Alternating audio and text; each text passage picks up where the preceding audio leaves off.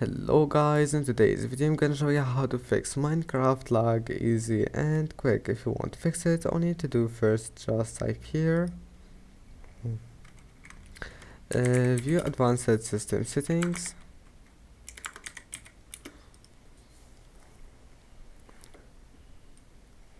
Now just click here performance.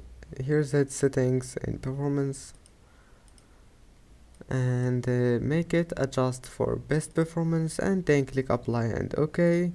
Now just close this window and restart your PC, and after restarting your PC open task manager. And now just close all the applications that you don't need here, like Google Chrome, right click in task, and that's it. Then just just open Minecraft launcher and you will find that your problem is fixed. Don't forget to like and see you in the next video.